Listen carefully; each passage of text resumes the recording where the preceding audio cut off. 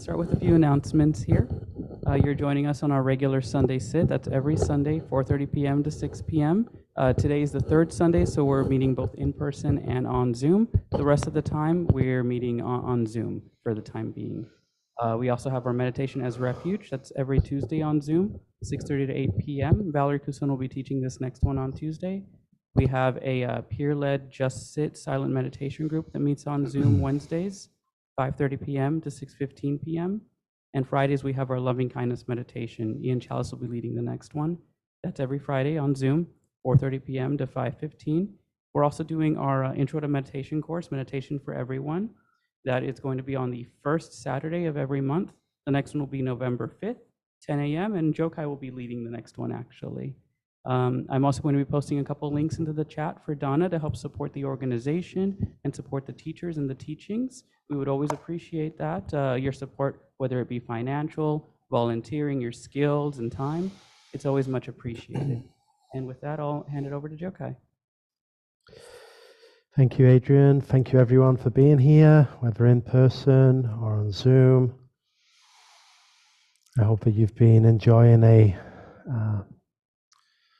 restful Sunday. That's right. Sunday's often associated with being a restful day, but I know for many people it can be a working day.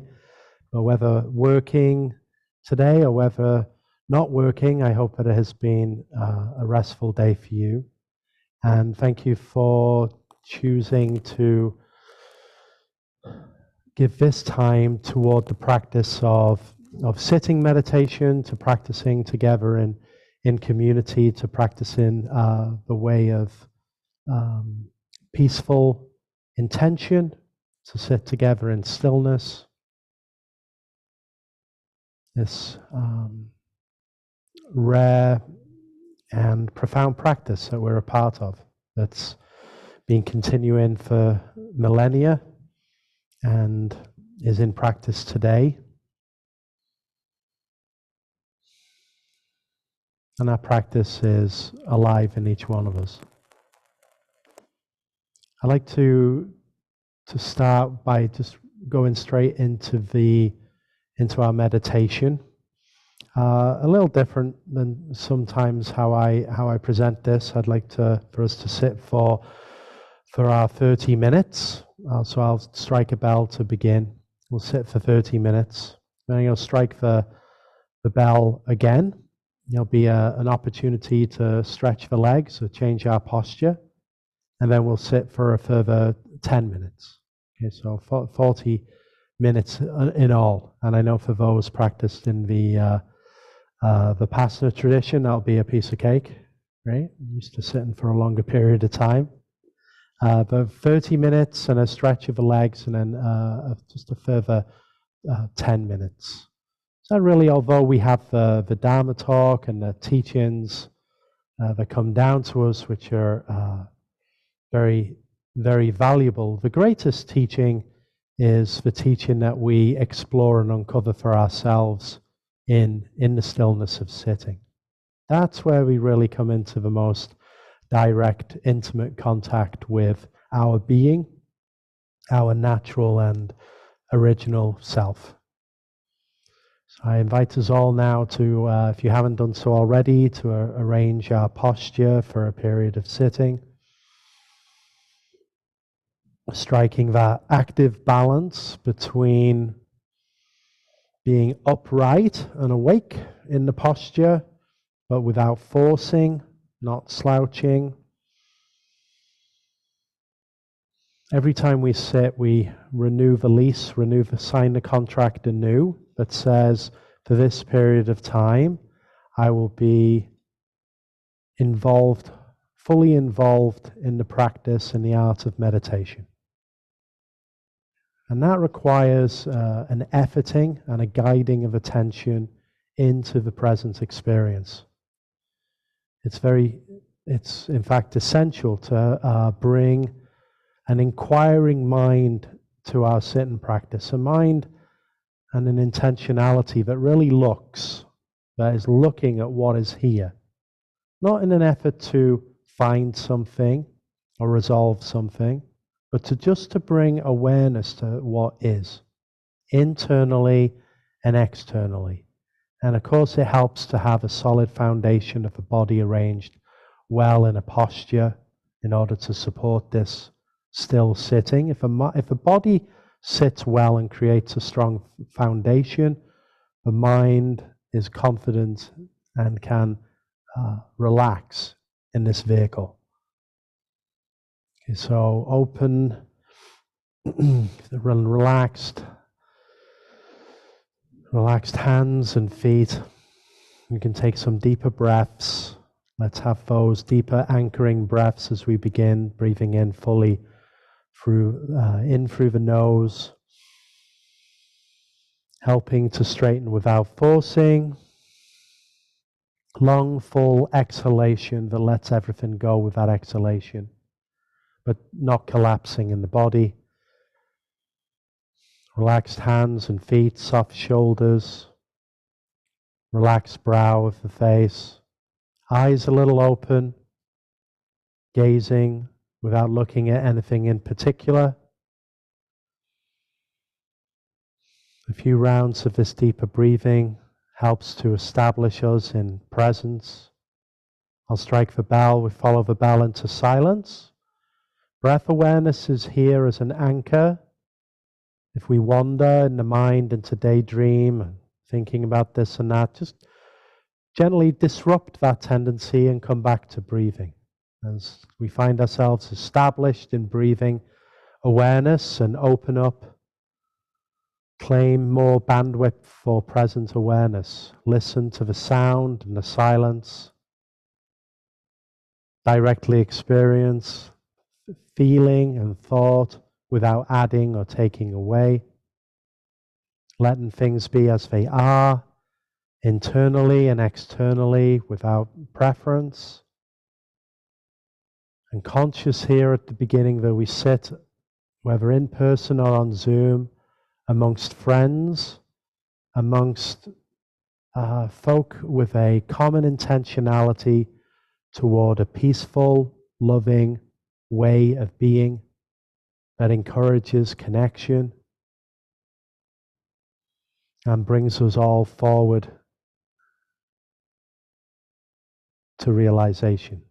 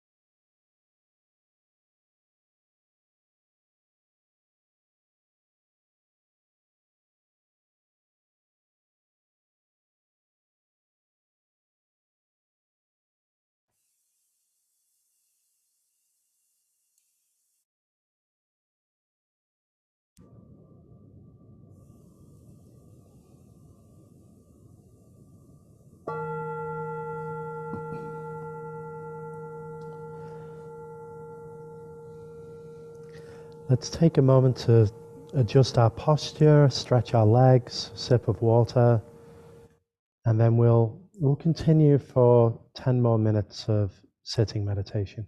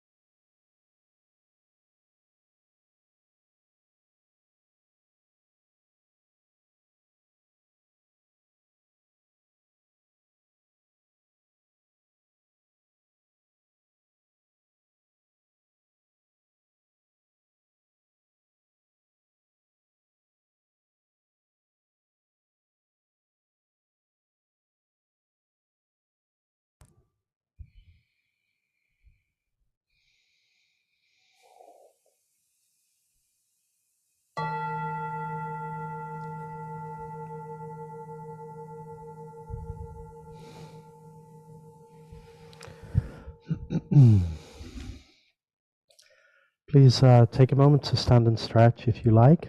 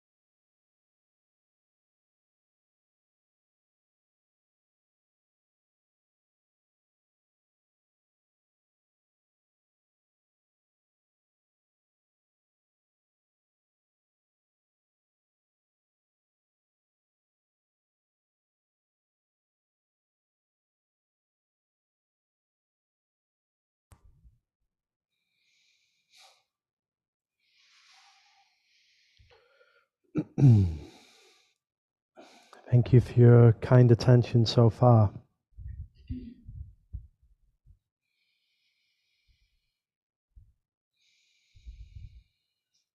I appreciate the longer sit too. So we began exploring the classic teaching of the Buddha's Eightfold Path. I caught up a little today by listening to Mary's talk of last week on right view, and in preparation for today and looking at the Eightfold Path. The Buddha really is someone who was, I would say, unparalleled in his ability to distill a path in the teaching in a linear way, and in a way that makes sense and has stood the test of millennia now without really any much alteration at all. It's quite remarkable that a teaching stands for thousands of years in a way that hasn't needed to change either. Right? So it began with, of course, with the four noble truths, and the first truth of life is dukkha. Life is dukkha, or that sometimes translated, of course, as suffering. For many people, myself included, life is suffering doesn't seem quite right as a statement. Although that can certainly be so, it can be very true that life is suffering for many people. For many of us, life is suffering as a broad statement doesn't really match the day-to-day experience, which is much more a collection of peaks and troughs, of highs and lows, and in-betweens. But the word itself is maybe it's better left untranslated. Dukkha. Life is dukkha. Then we can do the translation for ourselves. Life is something's not quite right. Dukkha. And then do that inner work that is a translation of what is that. What is it that is dissatisfactory in this experience of being a human being? Apparently, of course, the root of the word dukkha looks back to this a stuck axle wheel. Life is like a stuck axle wheel. We can imagine that a wheel with the axle that doesn't sit quite right, and then trying to pull that cart, and how laborious and how difficult that would be. I mean, to put it into some context, if we think about the Buddha and the historical Buddha and his people, they apparently came into northern India through the Himalayas, and they were known for having two-wheeled carts that they brought their families and possessions on.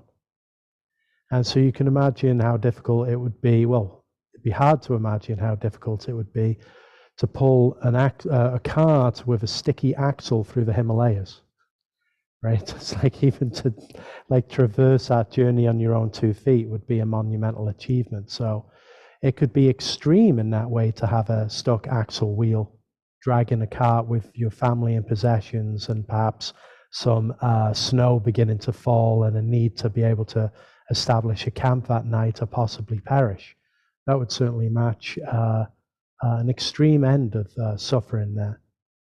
And then, but dukkha is on suffering. There's a very wide spectrum.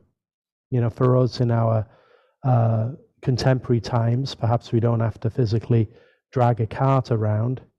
You know, it's amazing how little things can have the effect of making us suffer. Like recently I went to a grocery store, and they didn't have any carts available, right? So I'm not sure if you noticed that. It's one of those kind of post-COVID anomalies where we run out of things, or things don't work quite like how they used to, or how we used to rely upon things. And when there was no carts, and then I spotted a cart, and and I went and grabbed it.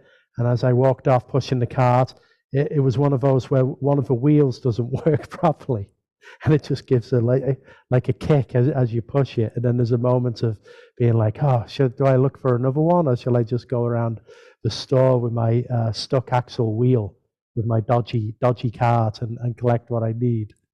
You know, so on one end of the spectrum of suffering, there is extreme pain and difficulty, and on the lighter end, the small frustrations and dissatisfactions that appear every day to some degree.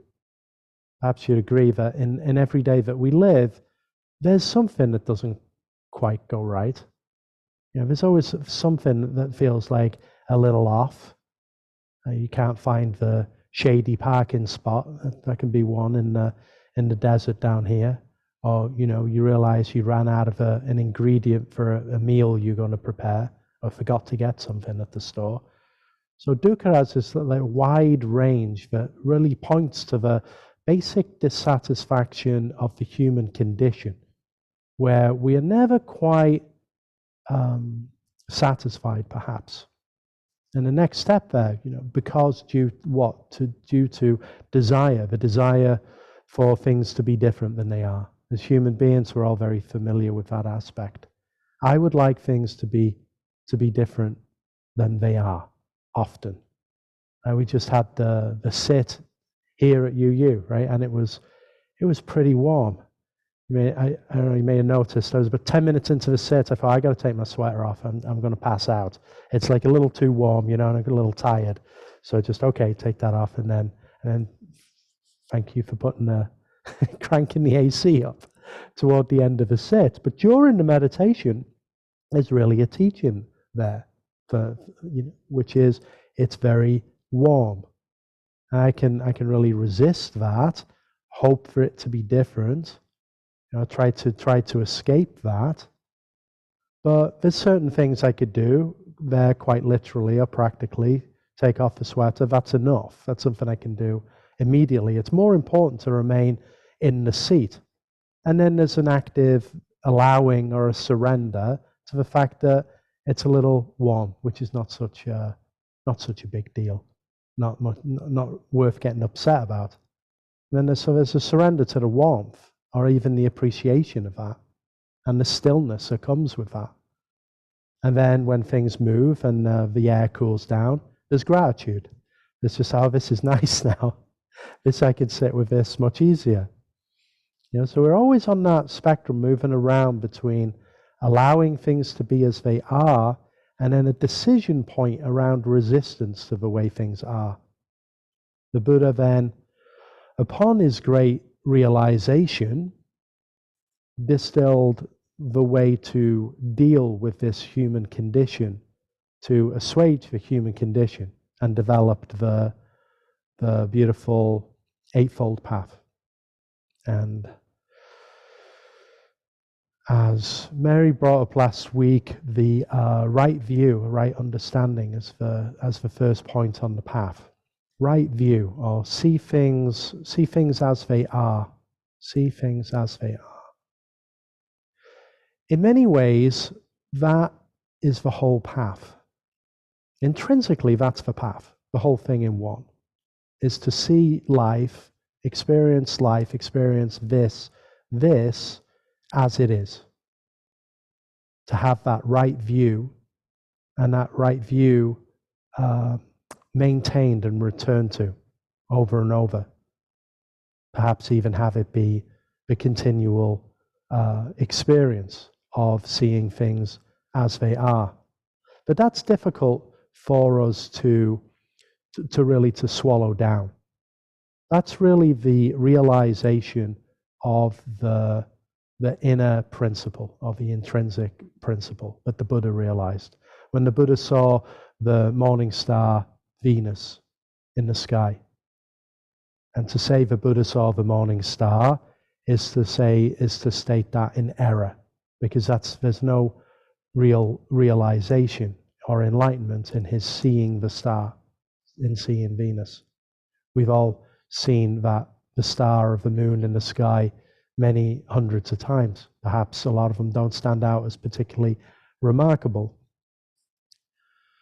But if we look at it as the Buddha seeing the morning star, and we take the subject and object position out of that, maybe we imagine the painting. If we imagine a painting now of the morning star seeing the Buddha and the Buddha seeing the morning star, but with nothing divided there, not two things, not separated.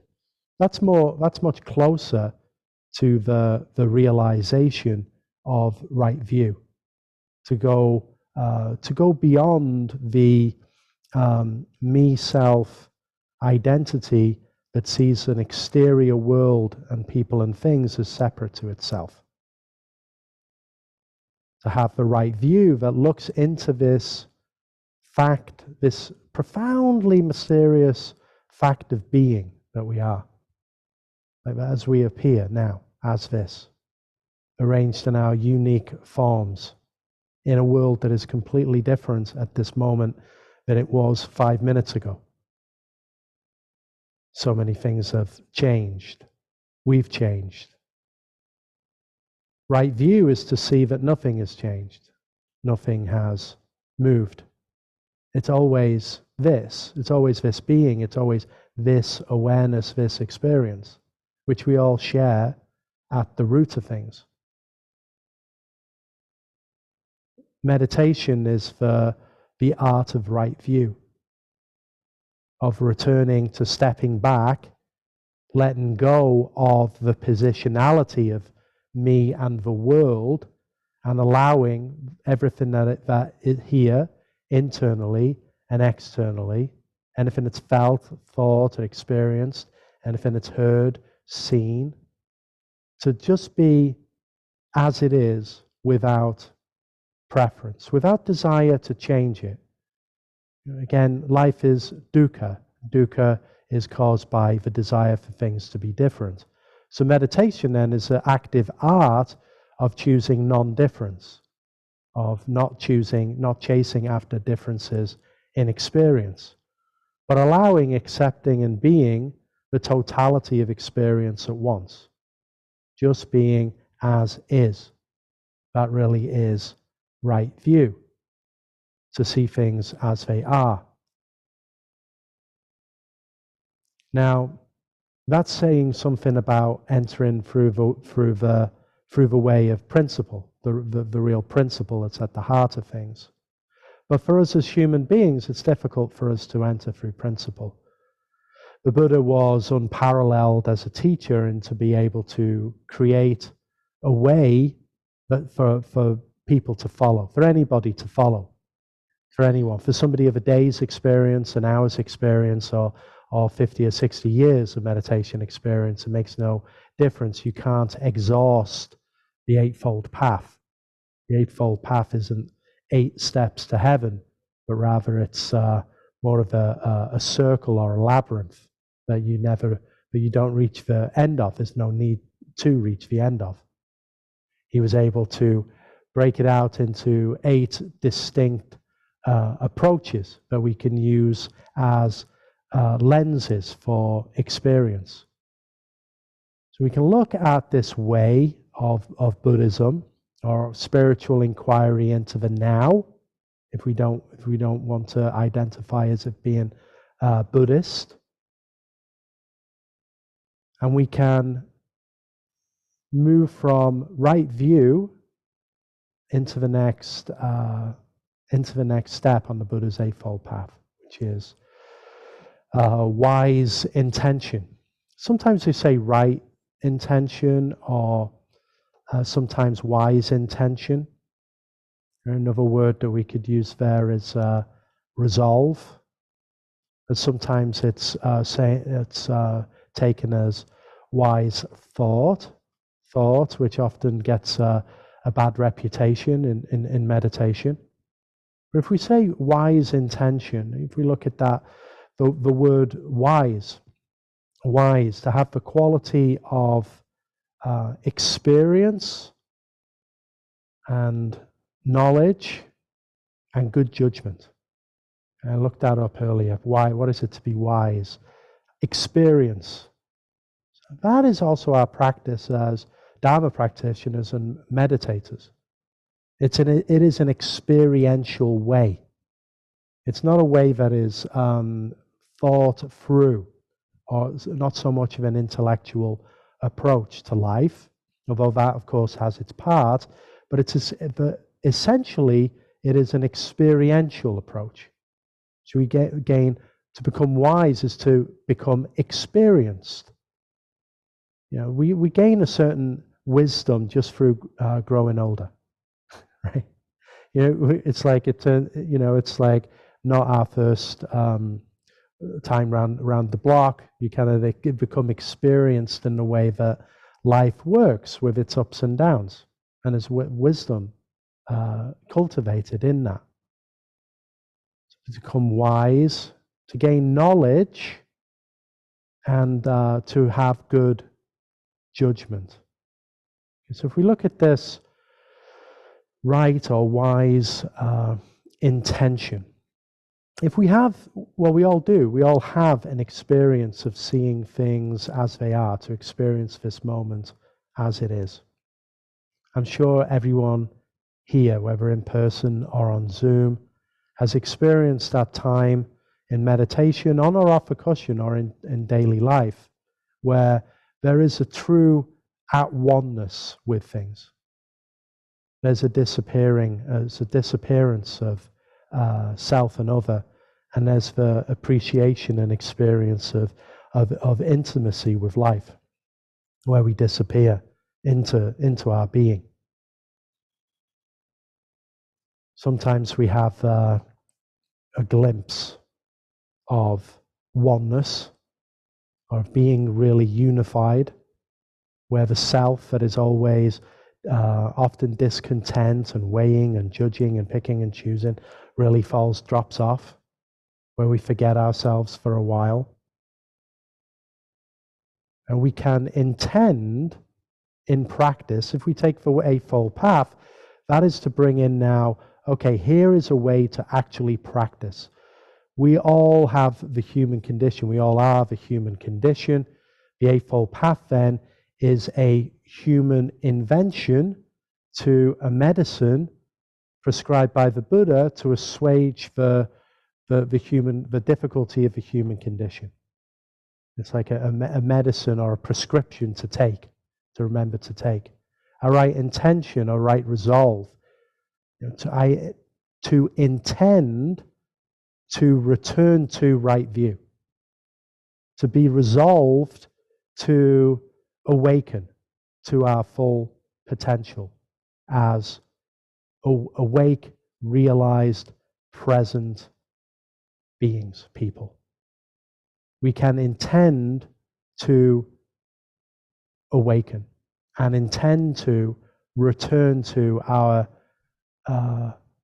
most felt intimate experience of being at peace and at home in oneself.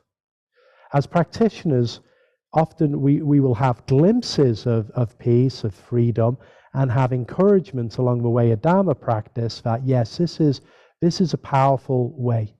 I found something here. I'm going to commit to a practice.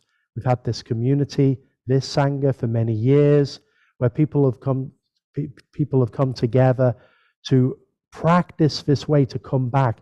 And that is a powerful intention, to come back to the way of awakening, to the way of realization over and over. We can intend to wake up. We can intend to promote those aspects of our life which let go of suffering, let go of dukkha, diminish suffering and dukkha, and instead bring in those things which are of benefit to this self and to a wider sphere of self that includes everyone else. We can have that wonderful positive intention to be the best person that we can be, which sounds kind of cliche, but really to do the very best with the one that we are and the ingredients that we have. Right? We all have different ingredients, different strengths and weaknesses, a blend of light and shadow. And if we're oriented toward this way of emancipation, which the Buddhist way is, then we intend to always move toward the light. We move toward peace, freedom, connection. We move away from greed, anger, ignorance, polarity, duality, hatred, and those things which cause suffering. And each one of us can really look at that for ourselves and again translate that. What are the things that cause suffering? Now let me make the clear intention to really truthfully try to see what causes suffering in this life, what I may be responsible for adding to there, what I'm doing that's bringing suffering, and then intend to really to action that and to do something about it. Now, when we experience that in thought, we might have the most honest of intentions.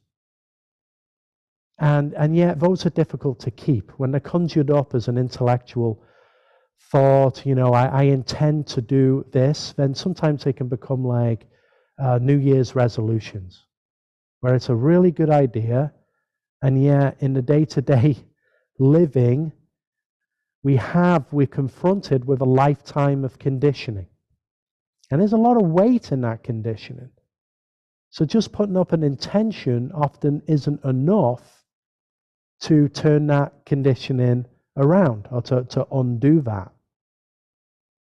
Right? So we need to intend then, or to have that intention restated and remind ourselves of the intention over and over, because we're apt to forget or we're apt to repeat old patterns that cause dukkha or suffering.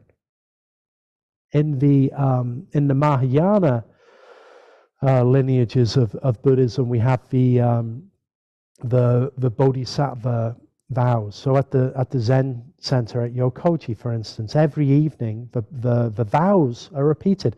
Vows are powerful intentions. Right? It's a statement of intent. This is something I will do.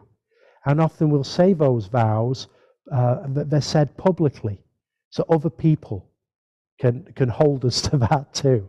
Right? So we make this declaration. There's power in setting an intention which is shared with people around us. That way it's known, and we can also receive support from encouragement of one another. So as a group, with the Bodhisattva vows, they'll be repeated at night. Powerful intentions.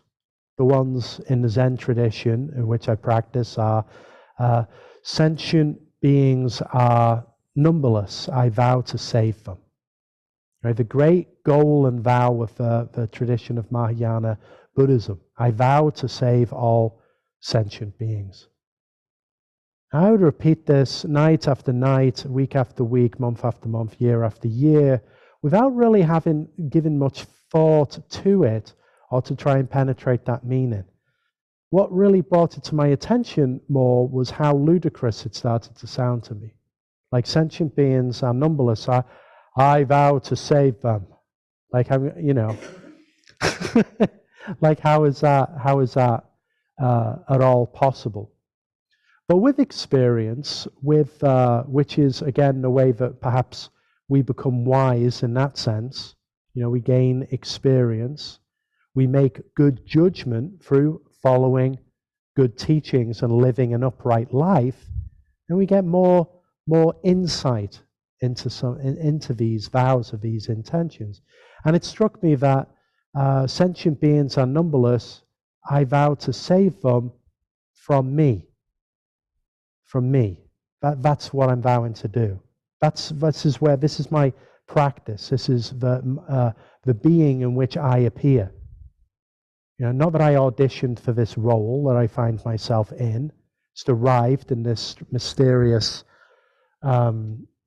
world, riding around on a speck of blue sphere through infinite space, which, for me has always felt somewhat mysterious, right? So I appear here. Didn't, again, audition for this, but here I am. Sentient beings are numberless. The world is vast and wide. I vow to save them. I vow to be emancipated from suffering. I vow to let go of things that cause harm and try to raise up the things that bring benefit. And this one here has to do that work. I can't do a lot about going out into the world and saving everybody, but I can do a lot right here about saving others from my own egregious shortcomings or behaviors, the ways in which I distort reality and visit my conditioning onto everybody else. Because we all live in this sum total of human conditioning of greed, anger, and ignorance. And we look out on the world and see how much suffering and difficulty there is. It is astounding. Here we are in 2022, and if you look at the news, it doesn't seem we've gone very far in a couple of thousand years. It's just dealing with the same issues: greed, anger, ignorance, accumulation of material, of wealth, and of power, and that creates dukkha, the sense of never being enough, never having enough, trying to avoid impermanence. Buddhism really is a radical teaching that says no to the excesses of the human condition, and says through realization, through being still, we can reclaim our choice and our power for what we pursue in this life. And if we choose to pursue peace, freedom, love, compassion, wisdom, and connection, we can do so. It won't be an easy journey or an easy life to live in that way, but it's a worthwhile way. And it's a gift to the world and the people that are around us when we make that choice. Right intention is the practice of falling down 9 times and getting up 10 times. There I go again, falling off, getting back up, getting back up. Dharma practice is that. It's getting back up onto your own 2 feet, to dust off and return to number 1, right view. See how this appears, see how this life functions, and the way that I live in this life and the effects and the consequences that my life choices and action has. If we're hopelessly living in our condition of preference, we never wake up from that dream. And it's just a life of this is how I understand the world to be, based on a narrative that somebody else has given me or I've cooked up for myself. And now I'm going to run with this narrative in the face of a world which doesn't agree with it. And unfortunately, that's the life of a human being that doesn't look at the way things actually are. right intention. So, sentient beings are numberless. I vow to save them. Desires are inexhaustible. I vow to put an end to them.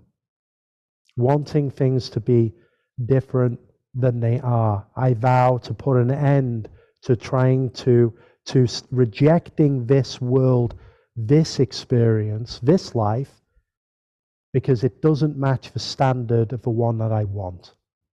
But that is a constant practice. That's not something that's heard once and we make that decision. But again, like with every one of these approaches in the Eightfold Path, this is the way of practice. And practice is a 365, never closed endeavor. That we get on with practicing this experience now, where desires, the wanting for things to be different than they are, to be hot or to be cold, to be things to be different in so many myriad ways, I've had to put an end to that. Now, as human beings, of course, we're always the next desire, or the next way things should be different, is always arising anew. There'll be a new desire along in 5 minutes. But if we can become established in right view, in being truly present and aware and in touch with inner and external experience as it is, then you are the container that can experience the rising of desire in your own self, but crucially now have enough space, choice and freedom and wisdom there to recognize it for what it is and to choose whether to pursue that desire or not. You know, that is the difference between one's desires running us or being able to hold that desirous mind that wants things to be different and to be able to make a choice based on what will be the result if I pursue this. What are the likely consequences? Desires are inexhaustible. I vow to put an end to them. Again, it's an endless practice. You know, like gardening your life. You're never finished. It's never done. It's a constant year-round process. You're always doing something. There's some weeding. There's some pruning. There's planting. There's harvesting. There's everything. It goes on and it goes on. The Dharmas are boundless. I vow to enter them. So the teachings of reality, what we call the Dharmas in Buddhism, they're always, of course, every day brings profound teachings. Some small, some large. If we're established in right view, present and aware, then we can meet the teachings of the Dharma, which are just the circumstances of a changing life. We can meet them directly as they arise, meet them head on. And if we're awake and aware and alive,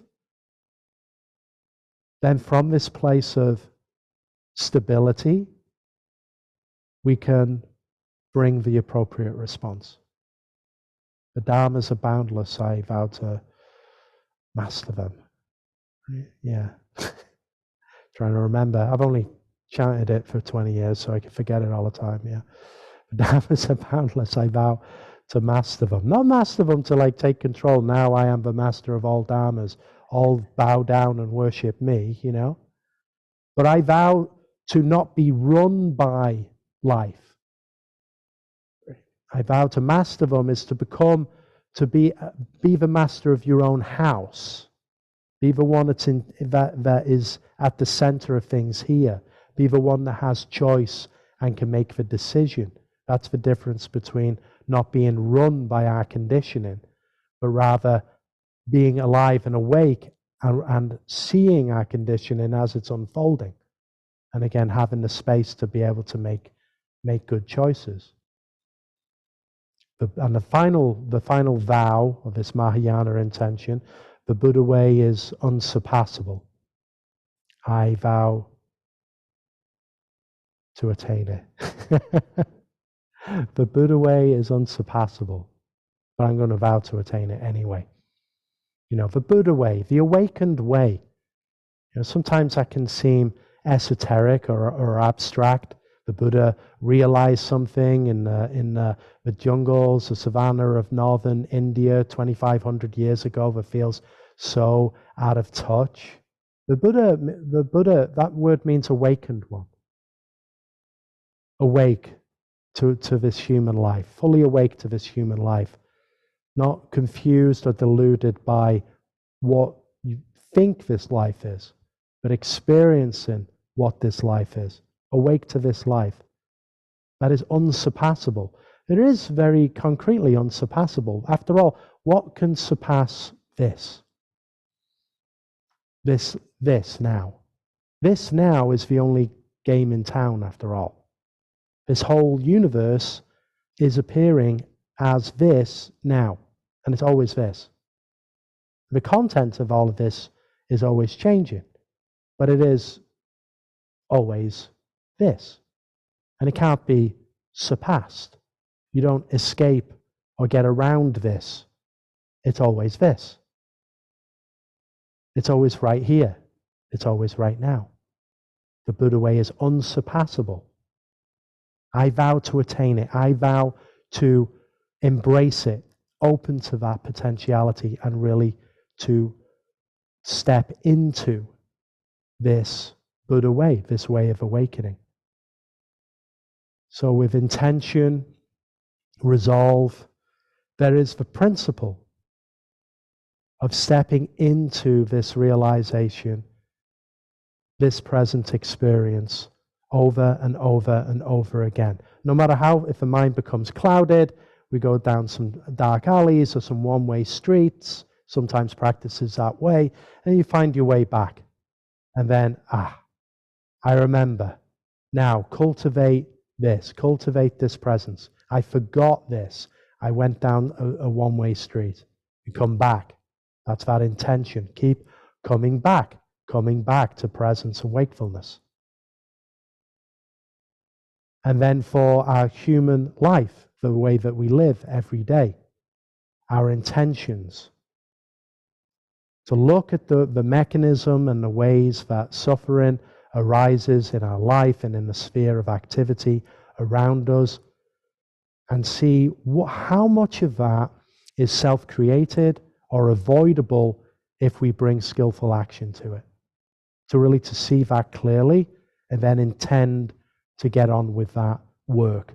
Not to receive an award or a certificate at the end, but because if we are present, alive and awake, that is the natural response to suffering, is to bring healing to where there is division.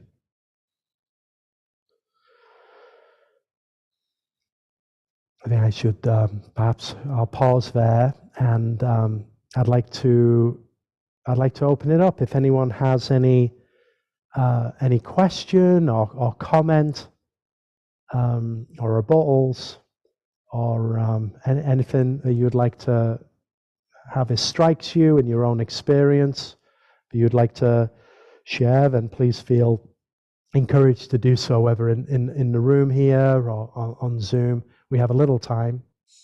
Okay, I think on that point. So we'll continue with this series, and thank you everyone for attending today, for your support of the organization, for one another, and in all your spheres of practice. And I hope you enjoy the rest of your evening, and thank you again.